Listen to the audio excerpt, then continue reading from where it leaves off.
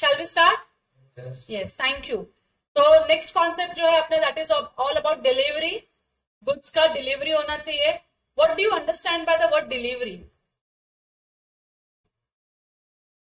Goods delivered हो गए मतलब, हाँ, इसका ये मतलब होता है कि गुड्स का जो पोजीशन है वो सेलर से हटके किसके पास आ गया है? बायर के पास आ गया। डिलीवरी हो गई मतलब गुड्स की डिलीवरी बायर को मिल चुकी है। गुड्स के पास बायर के पास गुड्स की फिजिकल कस्टडी आ चुकी है। ये समझ में आ रहा है? उसको हम डिलीवरी बोलते हैं। सो डिलीवरी और उसके डेरिवेटिव्स क्या क्या होते हैं, मतलब कितने टाइप की डिलीवरीज होती है। So delivery means voluntary transfer of possession. Delivery का मतलब क्या होता है? Voluntary transfer of possession from one person to another.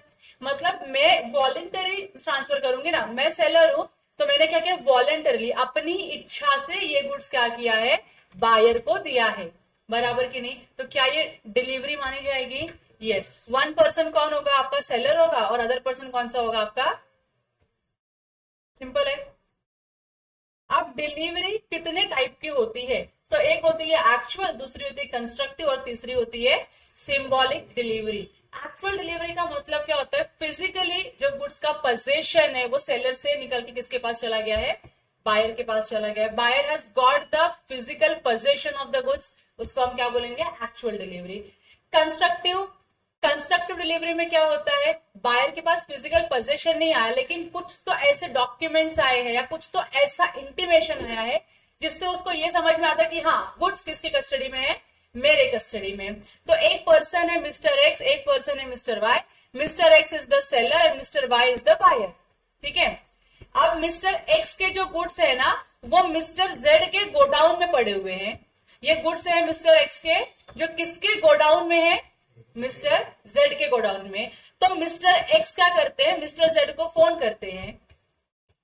Mister x mister Z को फोन करते हैं और बोलते हैं कि ये वाले जो गुड्स है ना, ये गुड्स मैंने मिस्टर वाई को बेच दिया है, तो अब से ये गुड्स मेरा नहीं मिस्टर वाई का हो चुका है। तो इसको हम क्या बोलेंगे? Constructive delivery. आपने ऐसे कुछ एक्शंस लिए जिससे ये समझ में आता है कि गुड्स की कस्टडी, गुड्स की ओनरशिप क्या हो चुकी है? चेंज हो चुकी है। और तीसरा है सिंबॉलिक डिलीवरी। सिंबॉलिक डिलीवरी का मतलब क्या होता है? आप ऐसा कुछ सिंबल देते हो जिससे समझ आता है कि डिलीवरी चली गई है। तो रिसीट्स होते हैं, रेलवे रिसीट्स हो गए, बिल ऑफ लैडिंग हो गया, चालान हो गया, या फिर वेयर हाउस का चाबी हो गया। वेयर हाउस है, उसमें सिर्फ एक ही सेलर की गुड्स है, उसने बोला बाहर चाबी रख, जब तक तेरे गुड्स है तब तक वेयर हाउस की कस्टडी, वेयर हाउस में जो गुड्स रखे उसकी कस्टडी तेरे पास है। चाबी दिया, पूरा वेयर हाउस नहीं दिया, तो इसको भी हम क्या बोलेंगे? Symbolic delivery. ठीक है, चलो यहां तक बेसिक से क्लियर हो गया आप लोगों को। अंडरस्टैंडिंग एक्चुअल, कंस्ट्रक्टिव और सिंबॉलिक डिलीवरी में आप कुछ सिंबल देके डिलीवरी करके दिखाते हो कि ठीक है ये आज, जैसे आप बाइक लेने के लिए जाते हो तो वो क्या करते हैं? फोटो चाबी के साथ खिंचवाते हैं ना आपके, ये बड़ी वाली चाबी निकाल के देते, बोलते हैं यार आज से बाइक आपकी हो गई। बराबर की? तो एक सिंबल टाइप का दे देना कि ठीक है ये बाइक आज से आपकी हो गई, और उसके बाद आपको पूरा फिजिकल पोजीशन बाइक का मिलता है, क्योंकि बाइक तो आपकी है अल्टीमेटली। देखो एक्चुअल डिलीवरी में क्या होता है? When the goods are physically delivered to the buyer. ये फिजिकली डिलीवर्ड वर्ड को जरा हाईलाइट करना, हमारे बुक में है, सबके बुक में है, हाईलाइट करो। When the goods are physically delivered to the buyer. जब बायर के पास फिजिकल पोजीशन आ जाता है गुड्स का, उसको हम क्या बोलते हैं? एक्चुअल डिलीवरी ऑफ गुड्स बोलते हैं। और actual delivery takes place when the seller transfer physical position of the goods to the buyer. बराबर की नहीं? बायर को गुड्स का फिजिकल पोजीशन मिल गया, मतलब फिजिकल डिलीवरी होगी, एक्चुअल डिलीवरी होगी। या फिर ऐसे किसी थर्ड पर्सन को गुड्स की डिलीवरी करी जाती है जो पर्सन ऑथोराइज्ड है बायर के बिहाफ में गुड्स लेने के लिए। बराबर? तो अगर यहाँ पे मिस्टर एक्स और वाई के बीच में कॉन्ट्रैक्ट हुआ है, S being the seller, Y being the buyer, Y नहीं जा पा रहा है गुड्स की डिलीवरी लेने के लिए, तो उसने क्या किया? ए जो उसका भाई था उसको भेज दिया और बोला कि जा इस पर्सन से गुड्स की डिलीवरी ले ले, या गुड्स की डिलीवरी आएगी तो एक्सेप्ट कर लेना। तो बायर के बिहाफ में ये पर्सन ने गुड्स एक्सेप्ट किया, तो भी क्या माना जाएगा? फिजिकल डिलीवरी ऑफ गुड्स माना जाएगा। ये क्लियर हो गया? पहला एक्चुअल डिलीवरी। दूसरा क्या है? Constructive delivery. When it is affected without any change in the custody or actual possession of the things. Custody में चेंज नहीं हो रहा है, खाली क्या हो रहा है? पोजीशन में भी चेंज नहीं हो रहा है, खाली ओनरशिप ट्रांसफर हो रही है। मतलब पहले ये कस्टडी किस, पहले भी सेल्स के पहले this goods was under the custody of mister Z.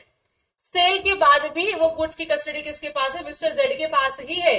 लेकिन पहले, सेल के पहले मिस्टर जेड जो है उसको कर रहे थे, सेल के बाद मिस्टर जेड जो है उसको वाई के बिहाफ में होल्ड कर रहे हैं, ठीक है। Of the thing as in the case of delivery by attornment, that is acknowledgement.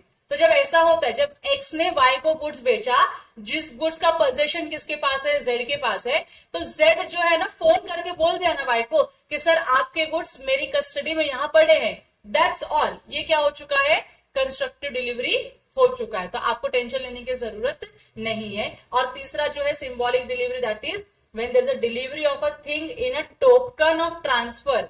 आपके पास कुछ तो टोकन आया कि भैया ये टोकन रहेगा जिसके पास, उसको ये गुड्स दे देना, बराबर की नहीं।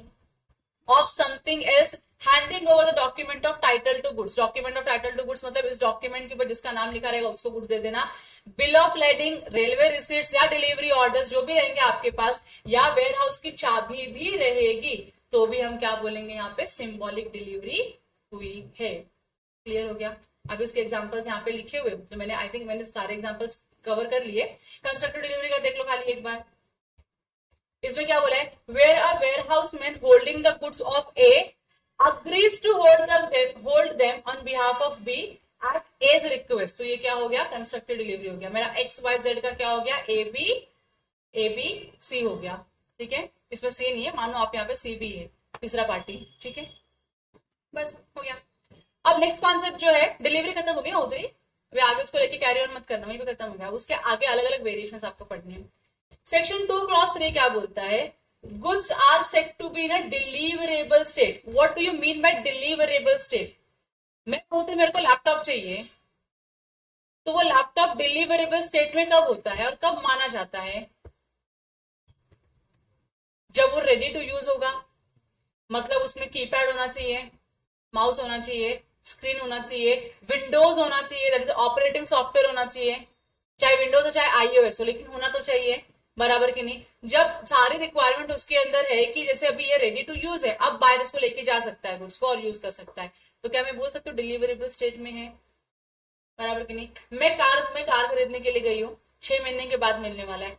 कार डिलीवरेबल स्टेट में कब होगा, जब उसमें स्टीयरिंग व्हील होगी, उसमें दरवाजे होंगे, ऐसे पूरा कवर होगा, हैंड ब्रेक होगा, ब्रेक होगा, क्लच एक्सेलरेटर सब होना चाहिए कि नहीं होना चाहिए, सीट्स होनी चाहिए इंपॉर्टेंटली बैठने के लिए, तो मैं बोलूंगी ना कार डिलीवरेबल स्टेटमेंट। मतलब इसका क्या होता है, जब बायर वो गुड्स परचेस करता है या बायर वो गुड्स लेता है, तो वो रेडी टू यूज पोजीशन में है कि अब भाई लेते ही आप गाड़ी को चला सकते हो। ऐसा नहीं बोल सकते कि सर रुकिए ना जरा सा, हम लोग क्लच डालना भूल गए, उसके अंदर क्लच डालते हैं उसके बाद देते हैं, ऐसा कर सकता है क्या वो? ब्रेक लगाते हैं उसके बाद आपको देते हैं, ब्रेक खाली बाकी रहेगा, बाकी सब रेडी है। डिलीवरेबल स्टेट में है क्या गुड्स? नहीं, गुड्स डिलीवरेबल स्टेट में नहीं है।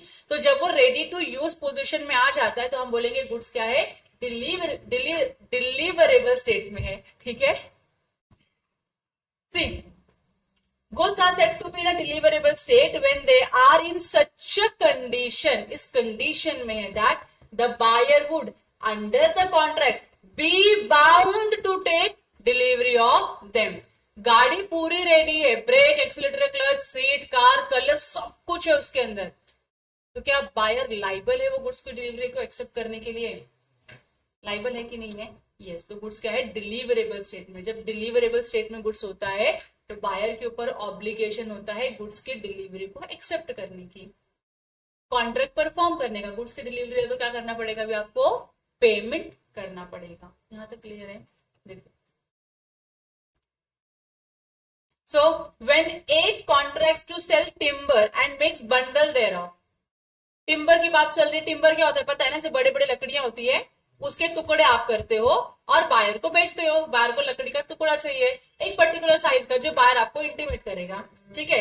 तो जब कोई सेलर है, जब उस टिम्बर को क्या करेगा, कट करेगा, बंडल में बांधेगा, अच्छे से बना के पैक करेगा, तब बायर की रिस्पॉन्सिबिलिटी है उसको लेके जाने की। बायर आया है टिम्बर लेने के लिए, आप बोलते हो आपका टिम्बर रेडी है, बोले किधर रेडी है, बोलता तो उधर लटक रहा है, ऐसा खड़ा है पेड़ के ऊपर, खाली कितना क्या काम करना, खाली काटना बाकी है सर, उसको सिर्फ काटना बाकी, बाकी सब रेडी आपका टिम्बर। डिलीवरेबल स्टेट में है क्या? बायर लायबल है क्या गुड्स को एक्सेप्ट करने के लिए? क्या बायर पेड़ खरीदने आया था, टिम्बर खरीदने आया था? टिम्बर खरीदने आया था, बराबर की नहीं। तो आपको क्या करना पड़ेगा, उसको कट करना पड़ेगा, पार्ट जितना उसने बोला है, जो साइज का मेजरमेंट का बोला है उतने साइज में आपको पार्ट काटना पड़ेगा, फिर उसको बांधना पड़ेगा, टाई करना पड़ेगा प्रॉपरली, ताकि वो उठा के, अब ऐसा नहीं कि एक एक लकड़ी हाथ में अपने उठा के लेके जा रहे हैं, बंच होना चाहिए कि नहीं होना चाहिए, वो भी रेडी टू यूज, मतलब जो पोजिशन में वो लाइबल है लेके जाने के लिए गुड्स को, उस पोजिशन में आपको गुड्स करके देना है रेडी।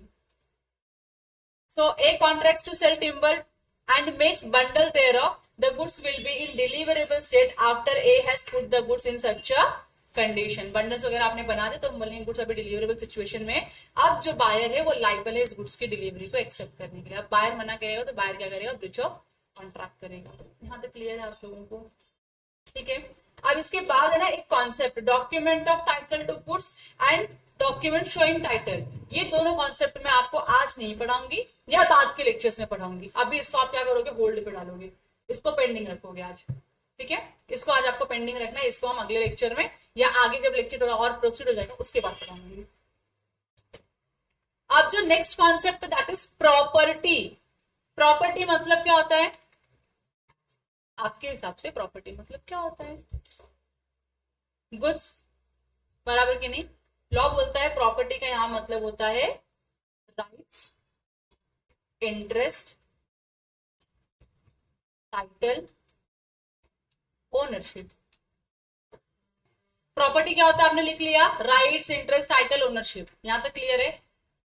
प्रॉपर्टी इन गुड्स का मतलब होता है ओनरशिप इन गुड्स। ठीक है, प्रॉपर्टी इन गुड्स का मतलब होता है ओनरशिप इन गुड्स। तो जनरली ना जो गुड्स का ओनर होता है, जनरली जो गुड्स का ओनर होता है, who is the owner of the goods? जो गुड्स बाय करता है, जिसके नाम पे गुड्स रजिस्टर्ड है, तो जो गुड्स का ओनर होता है उसको जनरल राइट्स मिलते हैं। कौन से राइट्स मिलते हैं? तो जनरल राइट्स किसको मिलते हैं? गुड्स के ओनर को मिलते हैं। तो if I am the owner of this goods, if I am the owner of this goods, I will get general rights in the goods. And what is general rights? तो मैं इस goods को use कर सकती हूँ, मैं इस goods को डिस्पोज कर सकती हूँ, मैं इस गुड्स को बेच सकती हूँ, मैं इस गुड्स के ऊपर प्लेज क्रिएट कर सकती हूँ, मैं ये गुड्स को गिफ्ट में दे सकती हूँ, मतलब मैं कुछ भी कर सकती हूँ। मेरे को गुस्सा आया तो मैं गुड्स को तोड़ भी सकती हूँ, कोई मना करेगा मेरे को? मेरा गुड्स है ना, तो मेरे पास क्या है? जनरल राइट्स है। मतलब अगर मेरे पास ओनरशिप वाले राइट्स है ना, ओनरशिप वाले राइट्स, तो मैं क्या बोलूंगी? मेरे पास जनरल राइट है इस गुड्स में। यहां तक क्लियर है? Property, property in goods, ownership in goods, rights in goods, ownership वाले। फिर आगे जाके आपको एक टर्म पढ़ना है, स्पेशल प्रॉपर्टी। जनरल प्रॉपर्टी क्या है? देखो, it means general property, it means the general property that is right of ownership in goods and not merely A special property. तो ओनर के पास स्पेशल प्रॉपर्टी नहीं होती है, ओनर के पास क्या होती है? जनरल प्रॉपर्टी होती है। तो किसके पास स्पेशल प्रॉपर्टी होगी? ये क्वेश्चन होता है कि नहीं? तो लॉ बोलता है ओनर के पास एक राइट है, right to pledge the goods. Owner ने इस गुड्स को प्लेज किया, और इस गुड्स के बदले में क्या लिया ओनर ने? प्लेज करके क्या ही लेता है वो? लोन लेता है, बराबर कि नहीं? अब गुड्स किसके कस्टडी में है? किसके?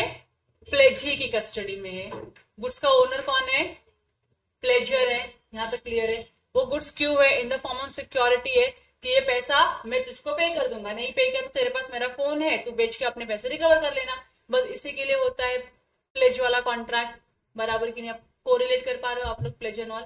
हाँ, तो अब प्लेजी के पास जो राइट होगा ना, प्लेजी के पास जो राइट्स होगा दैट इज स्पेशल प्रॉपर्टी वाले राइट्स। दैट मीन्स क्या प्लेजी गुड्स का ओनर है? नहीं है, लेकिन क्या उसके पास गुड्स का पोजेशन है? क्यों है उसके पास गुड्स का पोजेशन? क्योंकि उसने क्या दिया है? उस गुड्स की सिक्योरिटी लेके लोन दिया है। कल को अगर प्लेजर ने डिफॉल्ट किया लोन पे करने के लिए, तो क्या प्लेजी उस प्रॉपर्टी को किसी थर्ड पर्सन को बेच सकता है? जब थर्ड पर्सन को बेचेगा तो जो थर्ड पर्सन खरीदने वाला है, क्या उसको वैलिड टाइटल मिलेगा इस गुड्स में? क्या उसको जनरल राइट्स मिलेंगे उस गुड्स के? ये समझ में आ रहा है? तो ओनर के पास जो होती है प्रॉपर्टी वो होती है जनरल प्रॉपर्टी, जनरल राइट्स इन गुड्स। और जो प्लेजी होता है, प्लेजी के पास क्या होता है? Special property, that is special rights मिलते हैं उनको। यहां तक क्लियर हो गया? देखो, the property in goods means the general property that is all the ownership rights of the goods. General property का मतलब क्या होता है? ओनरशिप वाले जितने राइट्स होते हैं ना वो सब आपको मिलेंगे। अगर आप उस गुड्स के क्या हो? ओनर हो। तो आपके पास क्या मिलता है? जनरल प्रॉपर्टी का राइट्स मिलता है। ये क्लियर हो गया। दूसरा, the general property in a thing may be in one person and special property in the same thing may be in another. General property ownership वाले राइट्स किसके पास है? ओनर के पास ही रहेंगे। स्पेशल प्रॉपर्टी वाले राइट्स किसके पास जाएंगे? प्लेजी के पास जाएंगे। तो सेम थिंग है ना, मोबाइल तो यही है ना, ये मोबाइल की जनरल प्रॉपर्टी किसके पास है? मेरे पास है। और जब मैंने ये मोबाइल गिरवी रख के जब मैंने श्रावणी से लोन लिया तो इसी मोबाइल का स्पेशल प्रॉपर्टी किसके पास है? श्रावणी के पास है। ये क्लियर हो रहा है कि नहीं आप लोगों को? जनरल प्रॉपर्टी, स्पेशल प्रॉपर्टी समझ रहे हैं? जनरल, अगर आप ओनर हो तो you have the general property in the goods. अगर आप ओनर नहीं हो but still you are having the position of the goods, तो आप क्या माने जाओगे? आपके पास क्या है? स्पेशल प्रॉपर्टी है उस गुड्स का। गुड्स तो सेम ही है लेकिन राइट्स और प्रॉपर्टीज अलग अलग है। In the general property in the thing may be transferred subject to the special property continuing to remain with the another person. अभी ये मोबाइल मेरा है, मोबाइल मैंने गिरवी रखा है किसके पास? श्रावणी के पास, और उसके बदले में मैंने लोन लिया है। क्या मेरे पास जनरल प्रॉपर्टी में एक राइट है, राइट टू सेल? क्या मैं इसको एक्सरसाइज कर सकते हो? अपना राइट टू सेल में यूज कर सकते हो कि नहीं? यूज कर सकते हो, लेकिन प्रॉपर्टी तो उसके पास है, तो और उस प्रॉपर्टी पे उसका अधिकार है, लीन है, क्योंकि उसको पता अगर मैंने पैसे नहीं दिया तो she can sell this property and recover her money. बराबर की नहीं? समझ पा रहे हैं? कंफ्यूज कर रही हूँ क्या मैं आप लोगों को? नहीं। तो इस सिचुएशन में अगर मेरी प्रॉपर्टी जनरल वाली मेरे पास है लेकिन स्पेशल प्रॉपर्टी श्रावणी के पास है and I want to transfer this goods, can I do so? क्या मैं ट्रांसफर कर सकती हूँ इस गुड्स को? कर सकती हूँ, प्रोवाइडेड कर सकती हूँ, प्रोवाइडेड मुझे श्रावणी का कंसेंट लेना पड़ेगा। अगर श्रावणी अग्री करेगी तो ही मैं बेच पाऊंगी, अगर वो अग्री नहीं करेगी तो मैं नहीं बेच पाऊंगी। क्यों? क्योंकि स्पेशल प्रॉपर्टी उसके पास है, पहला राइट उसके पास है उस गुड्स के ऊपर, क्योंकि वो गुड्स के ऊपर क्या क्रिएटेड है? सिक्योरिटी क्रिएटेड है। समझा आप लोगों को? देखो अब क्या लिखा है, फिर से वाली लाइन पढ़ो। The general property in a thing may be in one person and the special property in the same thing may be in another and the general property in a thing may be transferred subject to the special property continuing to remain with another person। मतलब इसके पास ही रहेगा, आप transfer कर सकते हो। That is the pledgee who has a right to retain the goods pledged till the payment of the stipulated dues। जब तक payment उसको नहीं मिलेगा, चाहे इससे मिले चाहे आगे किसी दूसरे ओनर से मिले, जब तक पेमेंट किसको नहीं मिलेगा तब तक she is not liable to retain the security goods. समझ में आ रहा है आप लोगों को? क्लियर है? मतलब अप्रूवल तो होना ही चाहिए। अब उसके आगे एग्जांपल लिखा है, if A who own certain goods pledges them to B. तो ए के पास क्या है? जनरल प्रॉपर्टी इन गुड्स है, और बी के पास क्या है? स्पेशल प्रॉपर्टी इन गुड्स है, और interest in the goods to the extent of the amount of advance he has made. अगर आपने प्रॉपर्टी ज्यादा वैल्यू का दिया है, एडवांस कम का दिया है, तो आपका वैल्यू, आपका अधिकार कितना रहेगा? जितने का आपने एडवांस दिया है उतने का ही आपका अधिकार है उस प्रॉपर्टी में से रिकवर करने का। तो रेस्ट ऑफ द अमाउंट क्या करोगे आप? रिटर्न दे दोगे प्लेजर को। क्लियर हो गया यहाँ तक? सिंपल था। हाँ, फिर नेक्स्ट सेक्शन है प्राइस। प्राइस क्या होता है? प्राइस मतलब पैसे जो आप गुड्स खरीदने के लिए देते हो। तो अगर मुझे मोबाइल परचेस करना है 15,000 का, तो आई हैव टू पे 15,000 रुपीज। बराबर की नहीं? It can be either cash or any bank transaction or it can be exchange of old goods। जूना दो नया लो, हो सकता है कि नहीं हो सकता। लेकिन मैं एक गुड्स दे के एक गुड्स परचेस कर रही हूं, तो क्या ये सेल माना जाएगा? क्या बोलते हैं उसको हम? बार्टर सिस्टम बोलते हैं। मतलब पैसा तो होना चाहिए। अगर मैं गुड्स परचेस करूं तो I have to make the payment. अगर मैं जूना दे के नया गुड्स ले रही हूं तो पुराने गुड्स के साथ सब एडिशनल मनी कंसिडरेशन में तो जाता है ना, बराबर की नहीं? तो वो प्राइस माना जाएगा। आप 100% गुड्स ले रहे हो और 100% गुड्स में ही रिपेमेंट कर रहे हो, तो वो बार्टर सिस्टम है, वो सेल नहीं है। So price means the money consideration. Price क्या है आपका? मनी कंसिडरेशन है for the cell of goods. जो भी गुड्स आप बेचने वाले और उसके बदले में जो आपको पैसे मिलने वाले हैं, वो क्या है? आपका प्राइस है। It is the value of the goods expressed in terms of money and it is essential requirement to make the contract of sale. अगर आपके सेल में मनी कंसिडरेशन नहीं है तो वो सेल माना ही नहीं जाएगा। तो मैंने बोला ना, मैंने गुड्स दिया और गुड्स लिया। मेरे पास मैं राइस कल्टीवेट करती हूँ, तो मैंने राइस दिया किसी को, और जो पल्सेस कल्टीवेट कर रहा था मैंने उससे पल्सेस लिए। तो क्या मैंने सेल किया है? नहीं किया है। मैंने क्या किया? खाली बार्टर सिस्टम अप्लाई किया है। समझ में आया? हाँ, मेरे पास राइस नहीं है, मैं दुकान पे जाती हूँ, मैं पैसे देती हूँ और राइस लेके आती हूँ। तो क्या जो मैंने पैसे दिए वो प्राइस है? यस। तो क्या ये सेल है? यस, ये सेल है। यहां तक क्लियर है आप लोगों को? फिर उसके बाद सेक्शन 212 में डिफाइन किया है, quality of goods include state और कंडीशन। जब मैं बोलती हूँ गुड्स यूजेबल कंडीशन में होना चाहिए, तो और जिस क्वालिटी का मैंने मांगा उसी क्वालिटी का गुड्स होना चाहिए कि नहीं? क्वालिटी मतलब क्या होता है? बहुत ही सिंपल। अगर मैंने फोन मांगा है, मुझे फोन खरीदना है, तो फोन कैसा होना चाहिए? इसका ग्लास अलग, इसके कवर अलग, सिम कार्ड डालने का ट्रे किधर और है या है ही नहीं इसमें, ऐसा चलेगा क्या फोन? तो क्या ये यूजेबल कंडीशन में है क्या? नहीं, यूजेबल कंडीशन में नहीं है। तो क्या ये क्वालिटी है क्या गुड्स में? नहीं है, क्योंकि ये गुड्स को मैं यूज कर पाऊंगी क्या? नहीं। तो क्वालिटी का मतलब ही क्या होता है? स्टेट ऑफ और condition of the goods which is usable. ऐसे कंडीशन में गुड्स को लेके आना जिसको आप क्या कर सकते हो? यूज कर सकते हो। तो जब सारी चीजें जो अलग अलग पार्ट्स है मोबाइल की, जब आप एक जगह पे उसको असेंबल करते हो, सारी चीजें एक जगह पे लेके आते हो, तो मैं बोलूंगा अब यूजेबल कंडीशन में है, अब मैं इस गुड्स को क्या करूंगी? यूज करूंगी। तो उसी को हम क्या बोलते हैं? Quality of goods includes there state and condition. तो मैं दुकान पे जाती हूँ, मैं बोलती हूँ मुझको हॉर्न चाहिए, मेरी गाड़ी का हॉर्न खराब हो चुका है, आई नीड हॉर्न। तो वो हॉर्न कैसा होना चाहिए? बराबर ना, बजना चाहिए, आवाज आनी चाहिए उसमें से। वो मुझे जो हॉर्न दिया है वो टूटा हुआ हॉर्न है। क्या वो क्वालिटी क्राइटेरिया मीट करता है? क्या वो गुड्स यूजेबल है? नहीं, यूजेबल नहीं है तो गुड्स की क्वालिटी क्या है? खराब है। इसका एग्जांपल ऐसा ही कुछ है।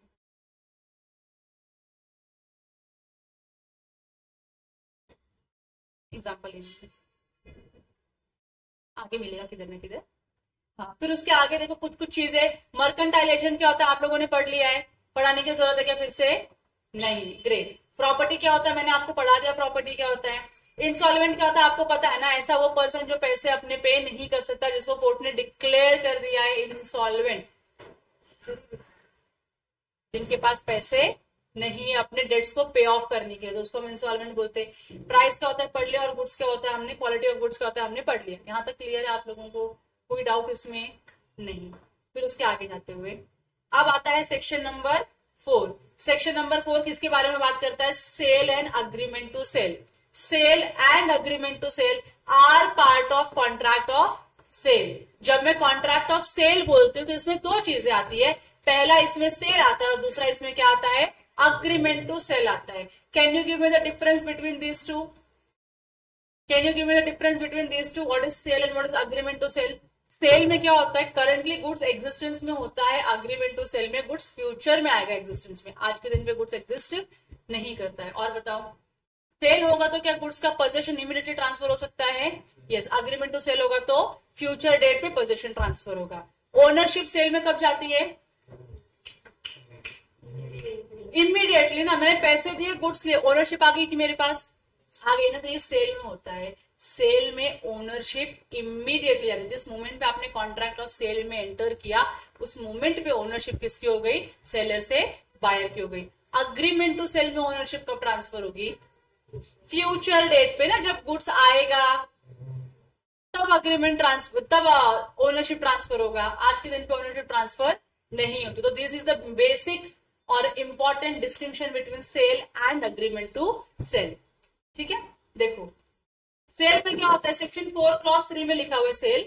Cell in sale the property in goods. Property in goods का मतलब मैंने आपको बताया था ownership. The property in goods is transfer from seller to buyer immediately. Seller से बायर के पास इमीडिएटली गुड्स क्या होता है? ट्रांसफर हो जाता है। बट जब मैं अग्रीमेंट टू सेल की बात करती हूं तो यहाँ पे इमीडिएट ट्रांसफर नहीं होता है। यहाँ पे कब ट्रांसफर होता है? फ्यूचर डेट पे होता है। या तो फ्यूचर डेट हो सकती है, या तो मैंने बोला कि कोई कंडीशन है, फुलफिल करोगे उसके बाद ओनरशिप जाएगी। तो कंडीशन जब आप कंप्लाई कर देते हो उसके बाद आपके पास ओनरशिप ट्रांसफर हो जाती है उस गुड्स की। समझ में आ गया आप लोगों को? सेक्शन नंबर 4 में लिखा है sale and agreement to sale. Sale में ओनरशिप तुरंत जाती है सेलर से बायर के पास। अग्रीमेंट टू सेल में कब जाएगी? दो सिचुएशन, फ्यूचर डेट में जो आपने डेट रखा था परफॉर्मेंस लगी, इस दिन पे गुड्स आ जाएगा, उस दिन पे आपके पास आएगा ओनरशिप। या तो अगर आपने कुछ कंडीशन रखे रहेंगे कि हाँ भाई ये कंडीशन फुलफिल करोगे तो ओनरशिप ट्रांसफर करूंगा, वरना ओनरशिप ट्रांसफर नहीं करूंगा। तो कंडीशन कंप्लीट होने के बाद ओनरशिप ट्रांसफर होगी, अदरवाइज ओनरशिप ट्रांसफर नहीं होगी। तो फ्यूचर डेट पे ही हो रहा है अल्टीमेटली। तो ये क्या है? अग्रीमेंट टू सेल है। अब मुझे बताओ, यहाँ पे एक क्वेश्चन है, when agreement to sale become sale. Agreement to sale है, सेल कब बनेगा? कंडीशन पे कंप्लाई कर ले होंगे तो, या तो जो डेट ऑफ परफॉर्मेंस था वो अराइव हो गया है तो, बराबर कि नहीं? तो अग्रीमेंट क्या बन जाएगा? Sale. So agreement to sell becomes a sale when time elapses, time खत्म हो जाता है, टाइम एक्सपायर हो जाता है। लिख दो एक्सपायर, सिंप्लीफाइड टाइम लैंग्वेज में टाइम एक्सपायर होता है कि भाई मैंने बोला था कि इस टाइम पे क्या करेंगे, हम कॉन्ट्रैक्ट को परफॉर्म करेंगे। 3 महीना आ चुका है, अब 3 महीने का आपका अग्रीमेंट टू सेल किस में कन्वर्ट हो गया? सेल में कन्वर्ट हो गया। या तो जो कंडीशंस लिखे थे वो कंडीशंस क्या हो गया? आपने फुलफिल कर लिए। वो कंडीशंस अगर आपने फुलफिल कर लिया तो क्या हो जाएगा? अग्रीमेंट टू सेल सेल में कन्वर्ट हो जाएगा। Is there any difference between sale and sale? What is the difference between this sale and this sale? है ना, कितना थोड़ा सा डिफरेंस है, कभी नोट ही नहीं किया ना सेल में और सेल में क्या डिफरेंस है। आप लोग जब आप लोग पीएनएल बनाते हो, प्लीज पे अटेंशन, मैं आपको बताती हूँ कैसे आपको डिस्टिंग्विश करना है। जब आप लोग बैलेंस शीट बनाते हो और पीएनएल बनाते हो, तो पीएनएल में क्रेडिट साइड में कुछ लिखते हो, क्या लिखते हो? बाय सेल लिखते हो। कौन सी स्पेलिंग होती है? SELL और SALE। SALE क्यों लिखते हो? हो गया है ना, मतलब ये परफॉर्म हो गया ना, पास्ट टेंस हो गया ना, ट्रांजैक्शन हो गया, आप उसको रिकॉर्ड करें तो उसको हम सेल बोलते हैं। ट्रांजैक्शन किया आपने, फिर उसको रिकॉर्ड किया, पहले हुआ फिर रिकॉर्ड किया, ट्रांजैक्शन रिकॉर्डिंग, ट्रांजैक्शन रिकॉर्डिंग, तो इसको हम क्या बोलते हैं? सेल बोलते हैं। ये सेल बोलते हैं, मतलब ये पास्ट हो गया अभी आपके लिए। सेल क्या होता है? अभी तक हुआ है क्या? फ्यूचर में होगा। अगला पॉइंट क्या बोलता है? The following elements must coexist so as to constitute a contract of sale of goods. मतलब अगर आपको ये प्रूव करना है कि मेरा case contract of sale of goods के अंदर आना चाहिए, that means it should not fall under the Indian Contract Act, but it should fall under the cell of Goods Act 1930। तो अगर आपको ये करना है तो आपको ये 6 कंडीशंस को क्या करने पड़ेंगे? सेटिस्फाई करने पड़ेंगे। अगर आप चाहते हो कि जो भी आपने कॉन्ट्रैक्ट बनाया है वो contract of sale of goods का है, ये प्रूव करने के लिए 6 एलिमेंट आपको क्या करने पड़ेंगे? फुलफिल करने पड़ेंगे।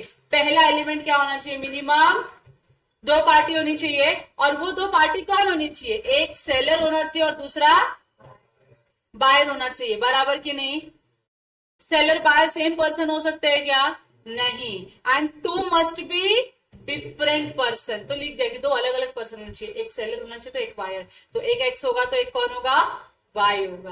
क्लियर है? Second distinction, the subject matter of the contract must necessarily be goods covering only movable property. तो जो आपका सब्जेक्ट मैटर है कॉन्ट्रैक्ट का, वो क्या होना चाहिए? मूवेबल गुड्स होना चाहिए। मूवेबल प्रॉपर्टी मतलब क्या होता है? गुड्स होना चाहिए जो सोगा में डिफाइन किया गया है। कहीं और जो गुड्स डिफाइन किया गया है उसको आप इसके अंदर इंक्लूड नहीं कर सकते हो। तो ये गुड्स होना चाहिए, और ये वो गुड्स होना चाहिए जो सेल ऑफ गुड्स एक्ट में डिफाइन किया है। तो क्या इसमें मनी आ सकता है? क्या इसमें एक्शनेबल क्लेम आ सकता है? क्या इसमें घर आ सकता है, किसी का जमीन आ सकती है? नहीं आ सकता। समझा आप लोगों को? तो ये जो सब्जेक्ट मैटर है आपका वो गुड्स होना चाहिए, और कौन सा वाला गुड्स होना चाहिए? ओनली मूवेबल प्रॉपर्टी जो सोगा में डिफाइन किया गया है। कहां डिफाइन किया गया है? सोगा। सोगा मतलब, हाँ, तो प्यार से मैं इसको अभी बार बार सेल ऑफ गुड्स एक्ट नहीं बोल पाऊंगी ना, तो मैं प्यार से क्या बोलूंगी इसको? प्राइस क्या होना चाहिए? मनी होना चाहिए। या तो आपने पे किया, या तो आपने प्रॉमिस किया है कि पे करूंगा। पे कब करोगे? सेल के सिचुएशन में, बराबर। और सेल प्रॉमिस कब करोगे? अग्रीमेंट टू सेल में। एटीएस पे आप क्या करोगे? प्रॉमिस करोगे, और सेल होगा तो पे करोगे। अच्छा, ऐसा भी तो हो सकता है ना कि मैंने सेल है, लेकिन मैंने प्रॉमिस किया कि मैं तेरे को 2 दिन में पैसे लाके दे दूंगा, हो सकता है कि नहीं हो सकता? तो क्या वैलिड है वो कॉन्ट्रैक्ट? यस। देखो उन्होंने ये नहीं बोला कि क्या किसमें क्या होना चाहिए, उन्होंने क्या बोला, या तो आपने पैसे दिए होने चाहिए या तो आपने प्रॉमिस किया है देने का। तो ऐसा भी तो हो सकता है ना कि मैंने 50% पेमेंट कर दिया और 50% मैंने बोला जब गुड्स डिलीवर होगा तब दूंगी, हो सकता है कि नहीं? तो क्या ये प्राइस कंसिडरेशन माना जाएगा मेरा? क्या इसको प्राइस कंसिडरेशन बोलेंगे हम लोग? Answer is yes. बराबर कि नहीं? अगला, the transfer of property in goods from seller to the buyer must take place. Transfer होना चाहिए मतलब सेल होना चाहिए, इन शॉर्ट, जहां से ओनरशिप सेलर से किसके पास जाएगी? बायर के पास जाएगी। क्लियर हो गया? और उसके बाद क्या बोला उन्होंने, ये सेल आपका कंडीशनल भी हो सकता है, एब्सोल्यूट भी हो सकता है, नॉन कंडीशनल भी हो सकता है, कंडीशनल भी हो सकता है, कोई दिक्कत इसमें नहीं है। और लास्ट में क्या बोला है, ऑल अदर एसेंशियल एलिमेंट्स होने चाहिए किसके? वैलिड कॉन्ट्रैक्ट के। अगर ये सब आप कॉन्ट्रैक्ट कंडीशंस को सेटिस्फाई करते हो तो हम क्या बोलेंगे, जो आपने कॉन्ट्रैक्ट में एंटर किया है, that contract is contract of sale of goods, और कॉन्ट्रैक्ट ऑफ सेल है वो। यहाँ तक क्लियर हो गया आप लोगों को? कितना कर पाओगे? अब डिस्टिंक्शन दिया है, there is a distinction between sale and agreement to sale. आप लोग पढ़ो और जो पॉइंट मुझे पता है 2-4 पॉइंट है जो आपको नहीं समझ में आएंगे, तो वो 2-4 पॉइंट आप मुझको बताओ कि ये पॉइंट नहीं समझा है। ठीक है, स्टार्ट रीडिंग इट अपने अपने हिसाब से। हो गया? डाउट है? मैं बता दूं आपको फिर कुछ कुछ पार्ट्स डाउट रहेंगे जहां पे, वो बताओ किसमें डाउट आया? मीनिंग तो क्लियर है आप लोगों को? ट्रांसफर ऑफ प्रॉपर्टी कहां से कहां होनी क्लियर है, कब होनी है? नेचर ऑफ कॉन्ट्रैक्ट भी क्लियर है आपको, एग्जीक्यूटर और एग्जीक्यूटरी वाला। रेमेडीज क्या अवेलेबल है, क्लियर हुआ आपको सबको? प्रणाली, बाकी किसी को रेमेडीज में प्रॉब्लम है? नहीं। लाइबिलिटी ऑफ पार्टीज में प्रॉब्लम है? नहीं। बर्डन ऑफ रिस्क में प्रॉब्लम है? नेचर ऑफ राइट्स में प्रॉब्लम है? हाँ, इसमें लिखो right against the property, full word में राइट अगेंस्ट द प्रॉपर्टी, मतलब प्रॉपर्टी के अगेंस्ट में मिलता है, और यहाँ पे मिलता है right against the particular person और a party to a contract. ये लिख दो यहाँ पे। राइट ऑफ रीसेल पता है ना, मतलब इसमें डाउट आया? नहीं। इन केस ऑफ इंसॉल्वेंसी में डाउट आया? सेलर इंसॉल्वेंट हुआ तो क्या होगा, बायर इंसॉल्वेंट क्या हुआ तो क्या होगा? राइट, डाउट आया उसमें? नहीं, आई थिंक पिछली बार मैंने क्लियर करवाया था। अभी जो नए बच्चे जरा इनको देखो डाउट आता है क्या, समझा? डाउट आया किधर भी? पक्का नहीं आया ना? नेचर ऑफ राइट्स में आया था तो उसमें क्या बताऊं मैं तेरे को? देख, अगर सेल हुआ ना, सेल, तो सेल में अगर डिफॉल्ट होता है तो पार्टी के पास क्या राइट आती है और किसके अगेंस्ट में राइट आएगा? तो यहाँ पे बोलता है it creates right just in rem. Just in rem का मतलब होता है राइट इन प्रॉपर्टी, मतलब जो प्रॉपर्टी है, जो गुड्स है, उसके ऊपर क्या मिलेगा आपको? राइट मिलेगा कि ये मेरा गुड्स है कि तुम्हारा गुड्स है, गुड्स को कौन रिटेन करेगा, इसके ऊपर राइट मिलेगा। अगर आपका अग्रीमेंट टू सेल है तो अग्रीमेंट के सेल की सिचुएशन में क्या, क्योंकि गुड्स तो अभी एग्जिस्ट कर ही नहीं रहा है, तो आपको किसके अगेंस्ट में राइट मिलेगा? पर्सन के अगेंस्ट में राइट मिलेगा। आप उसके ऊपर केस करके और जो भी डैमेजेस हुआ है वो रिकवर कर सकते हो। तो इसको हम बोलते हैं जस्ट इन पर्सोनिम। जस्ट का मतलब क्या होता है? राइट होता है। जस्ट का मतलब क्या होता है? राइट होता है। इन तो आपको पता है। रेम का मतलब प्रॉपर्टी होता है, पर्सोनिम का मतलब पर्सन या पार्टी होता है। तो यहाँ पे आपको प्रॉपर्टी के अगेंस्ट में राइट मिलेगा और यहाँ पे आपको पर्सन के अगेंस्ट में राइट मिलेगा। इट क्रिएट्स दैट अलग डिफरेंट काइंड ऑफ राइट्स। ठीक है, तुम लोगों ने पढ़ा? Doubt? Rutuja doubt? Insolvency of seller बताओ। तो अगर सेल हुआ है, अगर क्या हुआ है? सेल हुआ है, तो सेल में क्या होता है? प्रॉपर्टी इनपुट तुरंत चली जाती है बायर के पास, और बायर ने क्या किया है? पैसे दिया है या नहीं दिया है वो पता नहीं हम लोगों को, और हमारा सेलर क्या हो चुका है? इंसॉल्वेंट हो चुका है। So the official assignee will not be able to take over the goods, but will recover the price from the buyer. बोलो क्यों?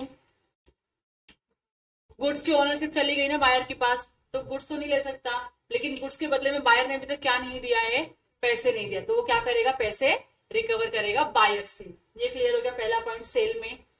अग्रीमेंट टू सेल में क्या होता है? गुड्स गए क्या? पैसे गए हैं क्या? नहीं। तो यहाँ पे क्या बोला, अगर सेलर इंसॉल्वेंट हो गया और सिचुएशन कौन सा है, अग्रीमेंट टू सेल का है, तो the official assignee will acquire control over the goods, क्योंकि गुड्स अभी भी किसके पास, अगर मैन्युफैक्चरिंग में होंगे, डब्ल्यूआईपी में किधर भी होंगे, किसके पास है गुड्स, अभी भी सेलर के पास ही है। So the official assignee will acquire the control over the goods but the price will not be recoverable, क्योंकि आपने गुड्स नहीं दिया, ओनरशिप नहीं दिया, प्राइस कैसे मांग सकते हो ना, तो प्राइस नहीं रिकवर कर सकते हो, लेकिन आप क्या कर सकते हो, गुड्स रिकवर कर सकते हो अगर गुड्स दिया रहेगा। अगर नहीं दिया है गुड्स, तो गुड्स क्या किसी कस्टडी में आ जाएगी, सेलर के जो ऑफिशियल असाइनी है उनकी कस्टडी में आ जाएगी, गुड्स बाहर तक नहीं पहुंचेगी। क्लियर हो गया? और कहीं डाउट है? इंसॉल्वेंसी ऑफ बायर में डाउट किसी को? नहीं, वो क्लियर है, सिंपल है। चलो आगे बढ़ो फिर जिंदगी में। अरे और भी चीजें नहीं, अलग अलग है। अब ये अलग अलग सेल कैसे दूसरे टाइप के ट्रांजैक्शन से डिफरेंशिएट करता है, वो ये है। तो मैं आपको ये वाला पार्ट एक्सप्लेन करती हूँ, चलेगा? अच्छा, मॉड्यूल में एक बार चेक कर ले क्या क्या पढ़ा हम लोगों ने। ये पढ़ लिया हम लोगों ने अग्रीमेंट टू सेल, फिर उसके बाद हमने सारे एग्जांपल्स देख लिया, ऐसे पॉइंट्स देख लिए, डिस्टिंक्शन देख लिया। अब हमारा डिस्टिंक्शन है वो हायर परचेस का है, hire purchase versus sale. Hire purchase सुना है आप लोगों ने अकाउंट्स में, क्या होता है, क्या होता है हायर परचेस? हायर परचेस सुना है आप लोगों ने? हाँ, थोड़ा तो आइडिया होगा ना कि क्या होता है हायर परचेस, थोड़ा आइडिया। एचपी क्या होता है आपके हिसाब से बताओ तो सही, और अकाउंट्स में किया है आप लोगों ने एचपी? अभी है 12th क्लास में, फाउंडेशन में है एचपी, है कि नहीं? पढ़ा नहीं ना अभी तक, मतलब नहीं है ना, इंडेक्स देखा है कि नहीं देखा? नहीं है ना, तो कहाँ पढ़ा तुम लोगों ने हायर परचेस पे? सुने, पढ़ा नहीं है? अरे मुझे लगा तुम लोगों ने, तुम्हारे किधर सिलेबस में पढ़ लिया हायर परचेस को, तो मैं पूछ रही हूँ क्या होता है, उसके हिसाब से बताओ। तो मैं बताती हूँ हायर परचेस क्या होता है। देखो, नॉर्मल सेल में तो कोई डिफरेंस, कोई प्रॉब्लम नहीं है। अच्छा, do you guys need a break of 2-3 minutes मेरे चाय होने तक? हाँ ठीक है, ब्रेक ले लो, फिर उसके बाद मैं चालू करती हूँ।